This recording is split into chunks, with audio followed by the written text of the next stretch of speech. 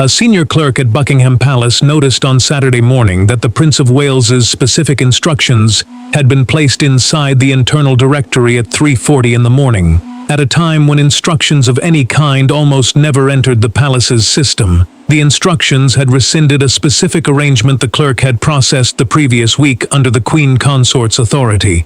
The clerk did not comment. She only filed the instructions in her weekly summary and continued her duties. She had worked at Buckingham for 24 years, and she had never once seen the Prince of Wales issue instructions in the middle of the night.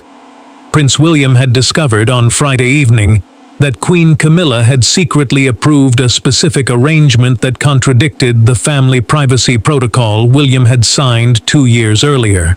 The arrangement had been approved without William's knowledge, without Catherine's knowledge, without the Princess Royal's knowledge, and without Charles's specific written agreement. William did not wait until the following business day. He did not raise the matter with aides. He did not schedule a meeting. William acted through the night, personally and directly, and by 7 o'clock on Saturday morning the arrangement had been rescinded, the specific external parties had been formally notified, and a new set of institutional instructions had been placed inside the palace's directory. The palace itself did not fully understand what had happened until mid-morning, and by then it was already done.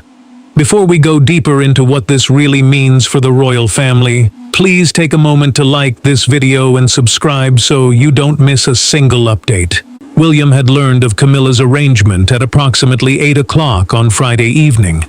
The prince had been reviewing a specific set of routine internal reports in his private study at Kensington Palace when a single line on the 3rd page of the 3rd report had caught his attention. The line described a specific access arrangement that a senior royal biographer had recently been granted to certain family archive materials. William had read the line once, then a second time, and then had understood immediately what he was reading. A family archive access arrangement, in plain words, is a specific formal permission granted to a person outside the immediate family to view or consult specific materials held within the family's private records. Such arrangements had historically been rare. Since the signing of the Family Privacy Protocol 2 years earlier, they had required the direct written agreement of the King, the Prince of Wales, and the Princess Royal, together. William had not signed any such agreement in the previous 2 years. Anne had not signed any such agreement. And, as William would confirm within the following hour, Charles had not signed one either. William did not call his father immediately. He did not call Anne. William only sat quietly at his desk for approximately 15 minutes, holding the printed report, and let the specific significance of what he was reading settle inside him. Catherine noticed the change in his stillness. The princess did not ask what the report contained. She only sat quietly beside him, holding his hand, and let him think. William then rose from the desk and made 3 specific decisions. First, he would confirm with Anne and Charles before the end of the evening whether either of them had approved the arrangement. Second, if neither had, William would rescind the arrangement personally that night, before the specific external parties took any further action based on it. And third, William would place a specific new set of institutional instructions inside the palace's internal directory, so that no arrangement of a similar kind could be quietly approved by any single signature going forward. William called Anne first, at approximately 9 o'clock. The Princess Royal answered on the second ring. She listened as William described the specific report he had read. She confirmed, quietly and immediately, that she had not signed any such agreement in the previous 2 years. Anne asked William only one question, whether he had confirmed with Charles yet. William said he had not. Anne told him plainly that he should call his father immediately, but that she would remain available for the rest of the night if William needed her. William called Charles at approximately 9:15.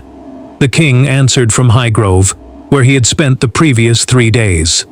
Charles listened as William described the report.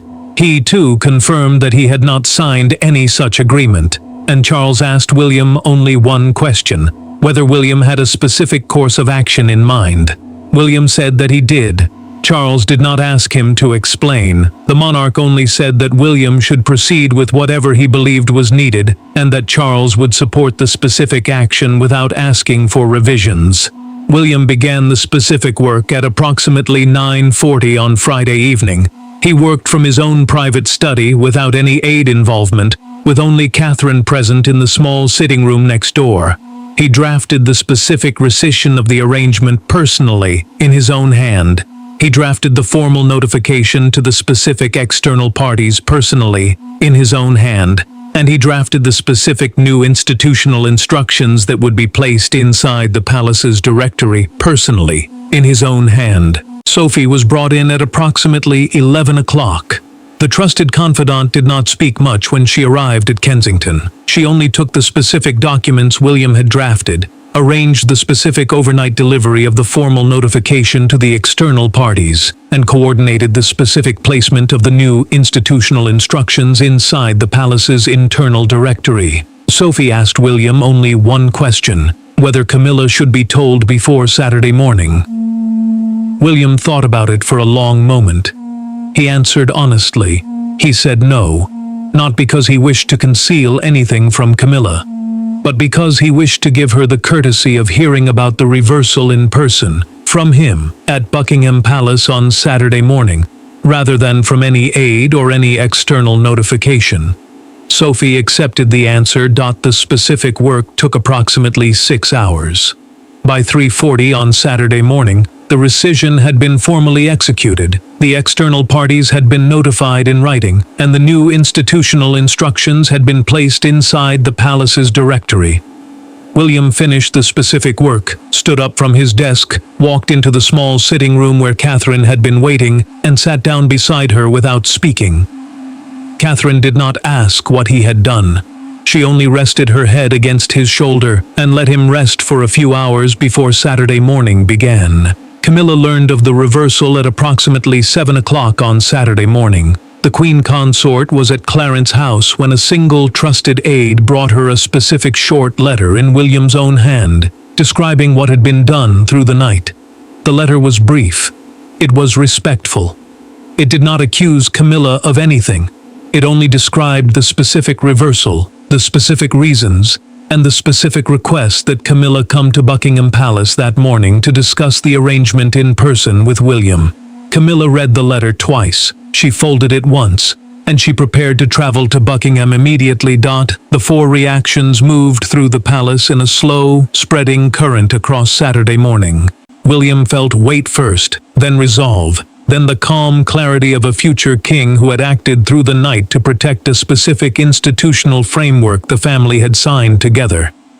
Catherine felt tenderness first, then quiet care, then the same steady presence she always carried when the family stood at an important edge. Charles felt certainty first, then quiet acceptance, then the tired understanding of a monarch whose son had, at last, needed to reverse a decision his wife had made without him. Anne felt clarity first, then quiet resolve, then the disciplined care she had brought to every institutional matter inside the family for her whole life. Camilla arrived at Buckingham Palace at 9 o'clock.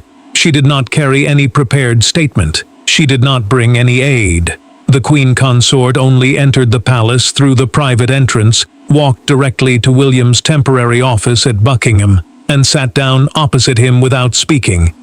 But the story behind Camilla's original arrangement was longer than any one Friday evening, and to understand what William had discovered, the story had to move backward. This did not begin with a Friday evening report. It began nearly 11 months earlier, when a senior royal biographer with a long professional history of writing about the family had approached the Queen Consort's private office with a specific proposal for a new book about Charles's reign. The biographer had, over the previous 3 decades, written several well-received books about various generations of the family. He had earned a specific reputation for careful, sympathetic, and institutionally respectful writing. He had, in fact, been trusted by more than one senior royal in the past to hold specific pieces of context that had never been made public. and when he had approached the Queen Consort's private office with the specific proposal for a new book about Charles's reign, his reputation had preceded him.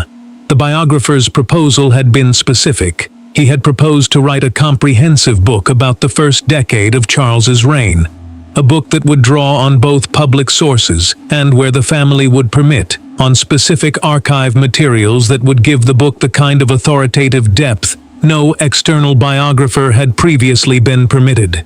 He had proposed to submit the book to the family for review before publication. He had proposed to remove any specific passage the family requested be removed, and he had proposed to publish the book only with the family's specific written approval.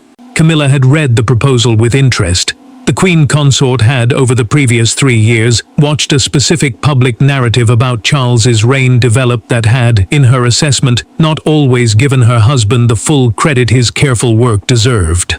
She had believed that a comprehensive book, written by a trusted biographer with authoritative depth, could help shape a specific public understanding of Charles's reign that would carry through the transition years and beyond. And she had, at that stage, believed that the specific proposal fell squarely within her authority as Queen Consort to consider.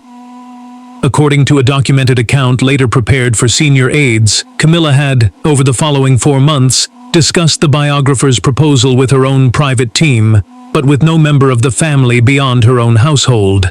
She had not raised the proposal with Charles at any stage. She had believed incorrectly that the specific arrangement fell within her authority to approve without needing to bring it forward to the wider family, and she had begun from the 4th month onward to move the arrangement toward formal approval. The formal approval had been granted in the 9th month. Camilla had signed a specific document authorizing the biographer to have access to certain specific family archive materials, under specific conditions, for the specific purpose of the book. The document had been placed within the palace's internal directory as a routine access arrangement.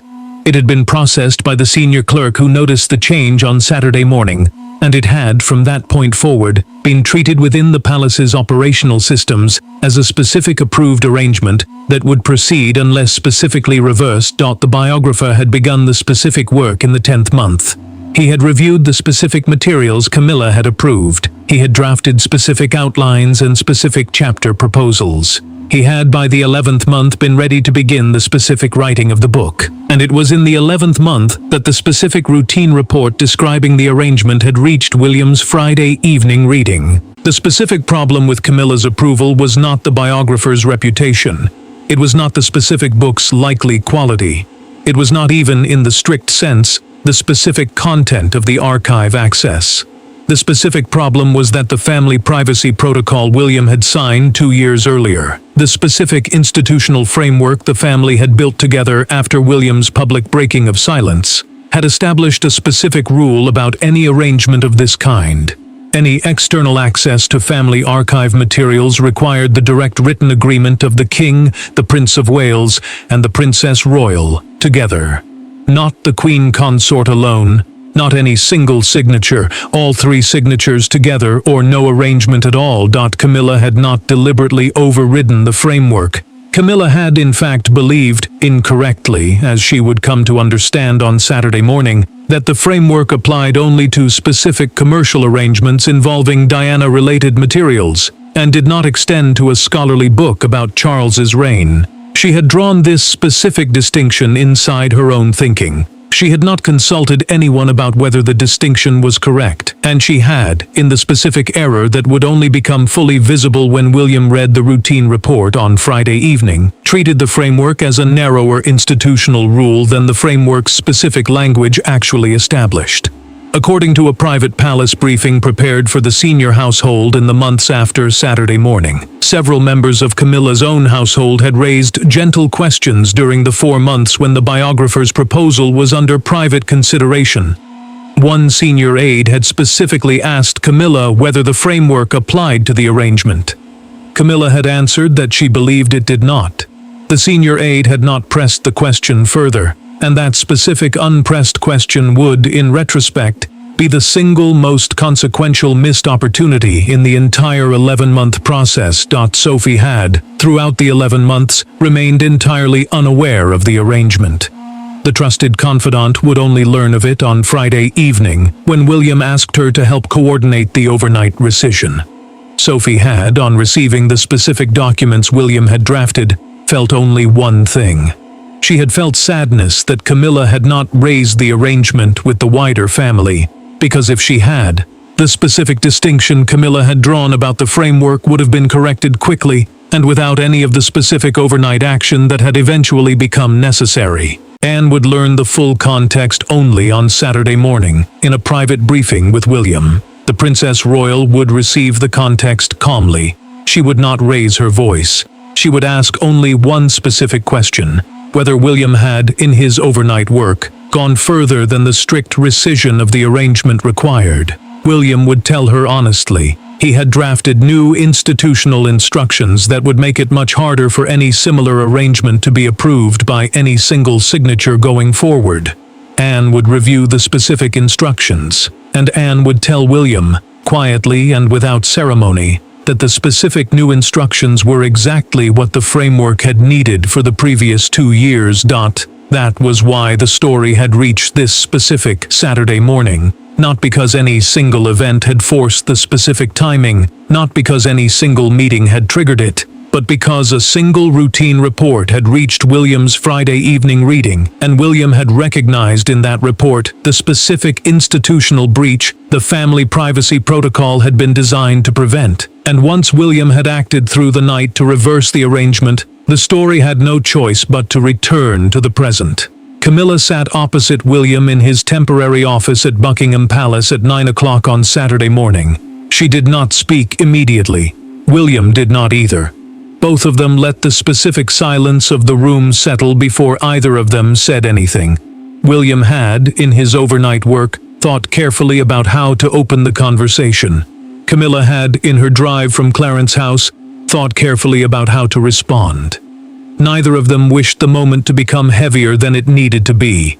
A private family meeting, in plain words, is a small gathering of close family members held to make decisions that will not be shared with staff or the public. This one had in fact been arranged by William at 3:40 in the morning, in a specific line he had placed inside the palace's internal directory. It had been the first line of Saturday's schedule, and it had been arranged at that specific hour so that the specific reversal could be discussed in person, calmly, before the palace's regular Saturday operations began. William spoke first. The prince did not raise his voice. William laid out the specific report he had read on Friday evening, the specific confirmations he had received from Anne and Charles that neither had signed the arrangement, and the specific institutional rule the family privacy protocol established. He did not accuse Camilla of overriding the framework deliberately. He only described what the framework said, what Camilla had approved, and why the two were incompatible. He then described the specific rescission he had executed through the night, and the specific new institutional instructions he had placed inside the palace's directory. Camilla listened without interrupting. The Queen Consort did not defend the arrangement. She did not attempt to explain her interpretation of the framework. She only listened in the specific quiet dignity she had brought to more than one difficult moment inside the family across the previous years. When William finished, Camilla did not immediately respond. She only sat quietly for almost a full minute, absorbing what William had described before she spoke. Camilla then spoke honestly. The Queen Consort did not attempt to justify her approval. She admitted plainly that she had drawn a specific distinction inside the framework's language that the framework's language did not actually support. She admitted that she had not consulted William, Anne, or Charles before approving the arrangement, and that she had believed, incorrectly, that her Queen Consort authority extended to the specific decision. She apologized to William, and she thanked him, quietly and without any specific ceremony, for reversing the arrangement quickly rather than allowing it to proceed and cause specific institutional damage. William received Camilla's words carefully. The prince did not respond immediately. He only nodded once, quietly, and thanked her for the specific honesty of her acknowledgement. Then William delivered the line that would carry through the rest of the day. His voice did not tremble. His words did not stretch. William said simply, "The framework holds. It will always hold." The words were short. The words were exact. And the words landed in the room with a weight no signature could match. William had not condemned Camilla. He had not defended his own overnight action. He had only named the truth the specific framework rested on. The family privacy protocol was not a document that any single member of the family could override, regardless of their specific position. It was a shared institutional promise, and a shared institutional promise, once made, would hold across every future circumstance. Camilla accepted the specific line without argument. The Queen Consort had, in fact, arrived at Buckingham that morning, already prepared to hear it. She had known, from the moment she had read William's letter at Clarence House, that the specific reversal was correct. And she had known in the same moment that the specific institutional signal William was carrying through the reversal was one she would need to accept fully. Then Catherine entered the room. The princess had arrived at Buckingham a few minutes earlier, at William's specific request.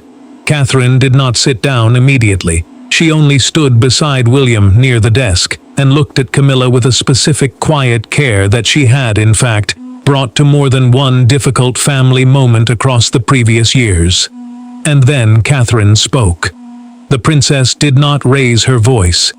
Catherine simply looked at Camilla and said, "William acted the way this family agreed to act." The words were short, the words were exact, and the words landed with the same quiet weight that William's line had already carried.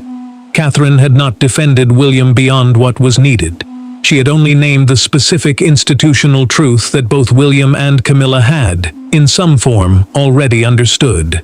The family had agreed 2 years earlier on a specific framework.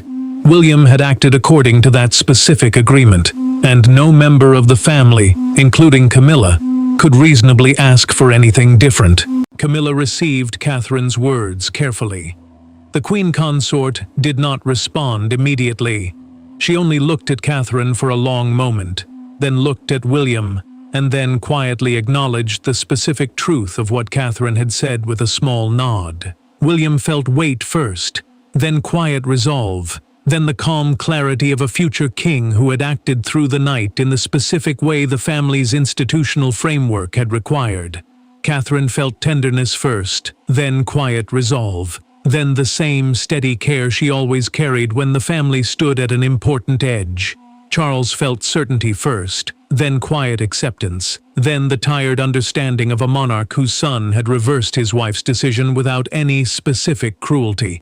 Camilla felt shame first, then acceptance, then the quiet dignity of a queen consort who had at last understood the specific limits of her own authority. Anne joined the meeting at 9:30. The Princess Royal did not raise her voice. Anne only reviewed the specific new institutional instructions William had placed inside the palace's directory during the night.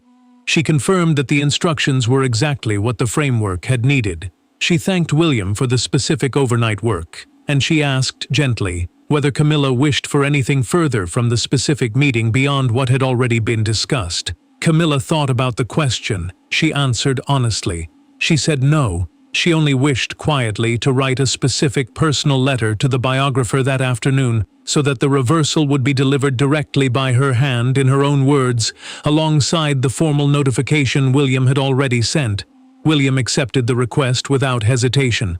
The meeting ended with a small gesture Camilla had not planned. The Queen Consort stood, walked slowly around the desk, and embraced William briefly. Then she embraced Catherine. Then she embraced Anne. Camilla had not delivered gestures of that kind at family meetings for many years, but the specific weight of Saturday morning had called for a small physical acknowledgement that no signed instruction could carry. Camilla sat inside her private sitting room at Clarence House Saturday afternoon, holding a plain sheet of paper and a pen. The Queen Consort did not call for an aide. She did not ask for guidance on the wording. Camilla wrote the letter to the biographer herself, by hand, in her own careful script. She wrote it 4 times before she was satisfied that the tone was honest. A personal, handwritten letter of rescission, in plain words, is a signed handwritten message in which a member of the royal family formally withdraws a specific approval they had previously granted, sent without staff involvement, so that the withdrawal carries the specific weight of the individual's own signature. That mattered here because Camilla did not want the reversal to feel like a palace instruction alone. She wanted it to feel like her own acknowledgement of the specific error she had made. The letter said only 4 things. The specific arrangement Camilla had approved 11 months earlier had been reversed. The Queen Consort was writing personally to acknowledge that the specific approval had been an error on her part. The biographer would receive no further access to family archive materials for the specific book project, and no substitute arrangement would be offered. And Camilla thanked the biographer for the specific professionalism she knew he would bring to the reversal, and expressed her hope that he would understand the specific institutional reasons for it. Camilla sealed the letter herself and arranged for a single trusted courier to deliver it to the biographer that same afternoon. Then Camilla sat quietly in her sitting room for almost an hour, alone, without any paperwork in front of her. She had, in the specific hour of quiet, absorbed the specific weight of Saturday morning fully. Catherine visited Camilla at Clarence's house, late Saturday afternoon. The princess did not come to lecture. Catherine only came to speak. She told Camilla that William's specific overnight work had not been driven by any personal disagreement with the Queen Consort. It had been driven by the specific institutional requirement of the framework the family had built together. And Catherine reminded Camilla that no member of the family, William included, had ever expected the framework to hold across every future circumstance without occasional adjustment. What had mattered that morning was that the specific adjustment happened quickly, cleanly, and without any specific damage to the biographer, to Charles's reputation, or to the family's institutional trust. And all 3 specific outcomes had been achieved. Camilla received Catherine's words carefully. The Queen Consort did not defend herself. She did not ask for any specific reassurance. Camilla only nodded once, quietly, and thanked Catherine for making the specific visit. Then Catherine said one more thing, and she said it gently. According to a later documented account prepared for senior aides, the princess told Camilla that the specific institutional strength the family had demonstrated on Saturday morning, the specific speed, the specific quiet, the specific dignity, had been possible only because the framework existed. Without the framework, the specific reversal would have required weeks of negotiation, specific staff intermediation, and specific institutional damage. With the framework, the specific reversal had taken 6 hours and had left no specific damage behind. The framework had, in fact, protected everyone in the specific situation, including Camilla herself. Camilla accepted the specific truth of what Catherine had said. She did not respond aloud. She only nodded once, quietly, and thanked Catherine again. Charles arrived at Clarence's house later that Saturday evening. The king did not come to lecture either. Charles only sat with Camilla for a long while, held her hand quietly, and reminded her that the specific institutional error she had made would carry no long-term consequence for her position within the family. Camilla received the specific reassurance with quiet gratitude. She did not need Charles to elaborate. He did not need to. William did not visit Camilla that day. The prince had needed the specific distance. Catherine had asked him gently whether he would consider a short private conversation with the Queen Consort in the coming week, not to reopen the specific matter, but to steady the family. William had said he would think about it. That was enough for Catherine, who understood that even the offer to think was itself a step forward. Anne visited Camilla that evening. The Princess Royal did not come to comfort. Anne only came to confirm the practical arrangements. She told Camilla that the specific new institutional instructions William had placed inside the palace's directory that morning would take effect immediately, that no further arrangement of any kind requiring the framework's 3-signature rule could be approved by any single signatory going forward, and that a specific formal review of the specific matter would take place at the end of the year. Anne did not smile. She did not soften the delivery. Anne only stated the facts, and Camilla received them the same way. Then Anne said one more thing, and she said it plainly. The Princess Royal told Camilla that no member of the family wished her any lasting harm. The reversal had been about the framework, not about the Queen Consort's specific person. Camilla received the sentence carefully, and for the first time all day tears rose in her eyes. She did not let them fall. She only lowered her head, nodded once, and thanked Anne for coming. Sophie carried the sealed letter Camilla had written to the biographer to the specific trusted courier that afternoon. The trusted confidant did not speak as she delivered it. Sophie only handed the sealed envelope to a senior aide and left without waiting. She had done her part, and she would not need to do it again. By the end of the day, the specific reactions inside the family had settled into a quiet, weighted stillness. William felt steadied, not triumphant. Catherine felt protective, not celebratory.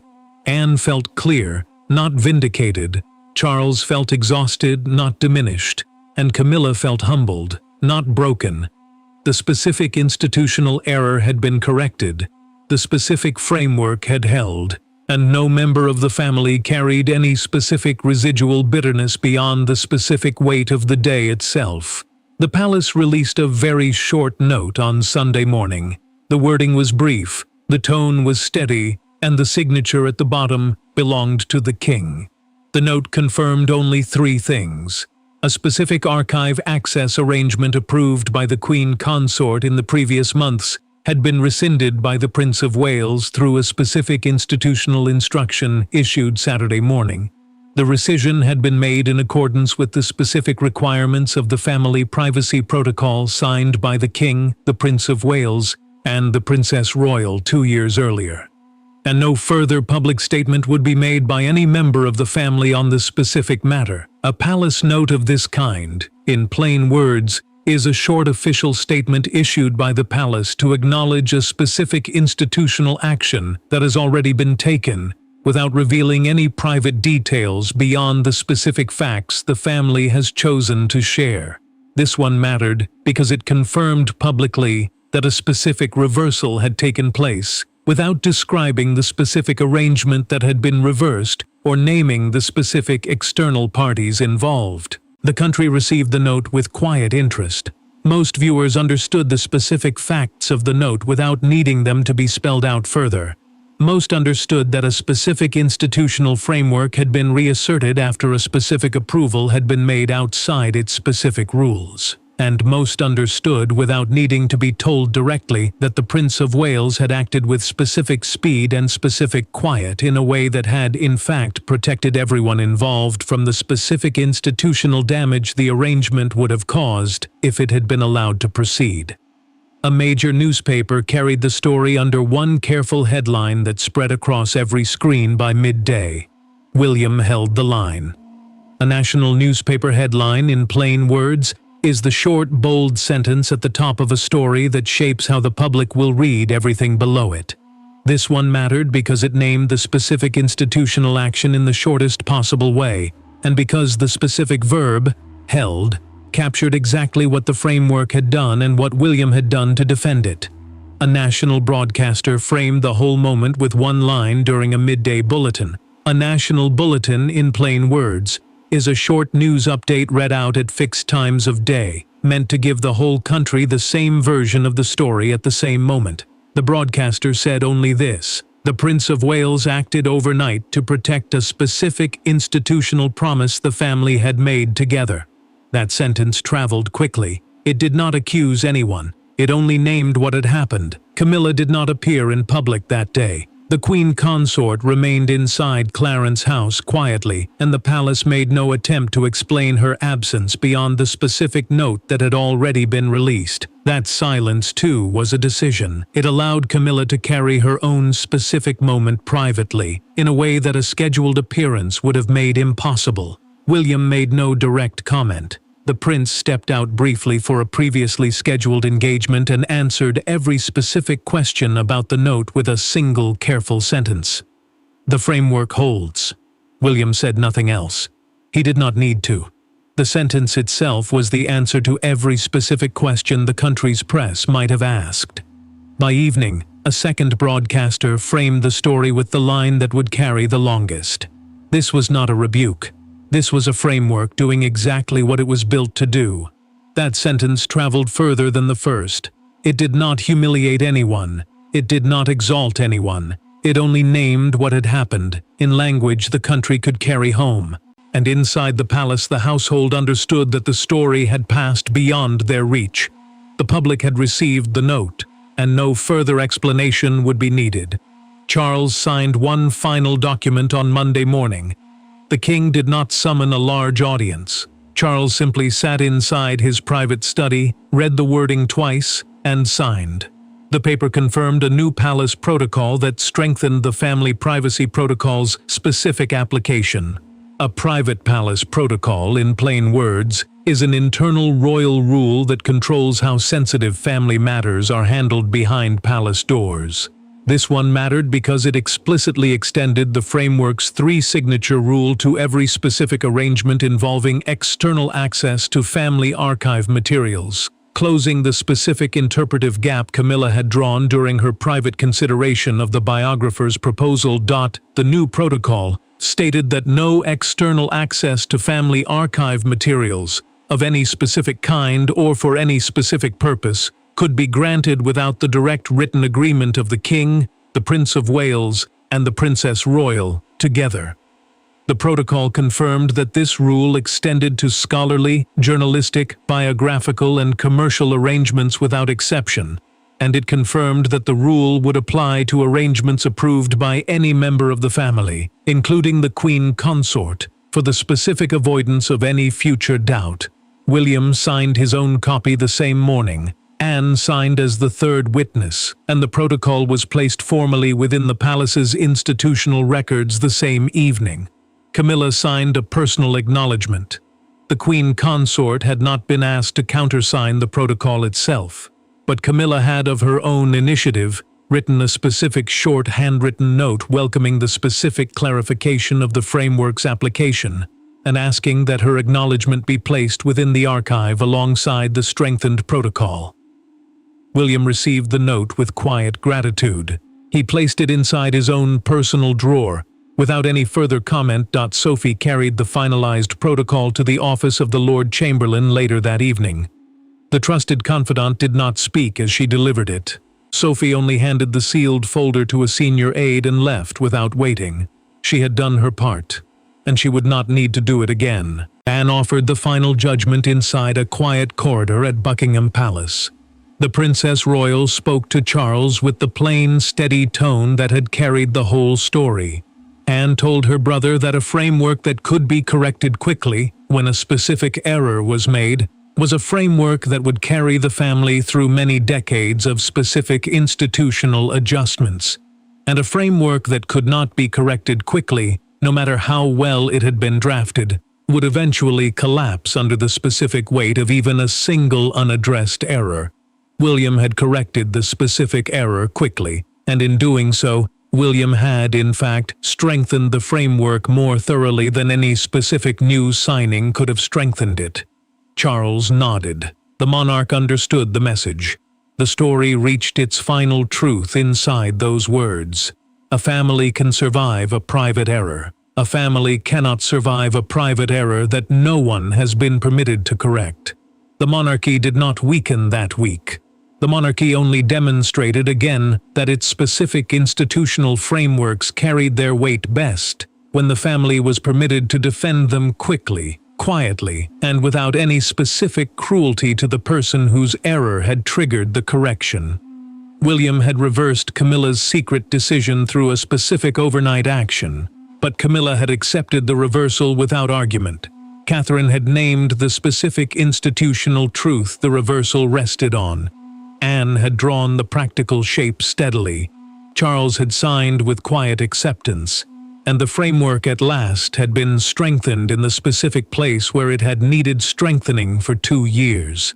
Prince William had stunned the palace by reversing Queen Camilla's secret decision overnight, but behind the 6 hours of specific institutional work of a single Friday night, a specific framework the family had signed together 2 years earlier had, at last, been defended in exactly the specific way it had been built to be defended. If this story moved you, Please take one moment to like this video and subscribe so you never miss the next chapter of the royal family's most private struggles. Thanks for watching. Please don't forget to like and subscribe, and we will see you in the next video.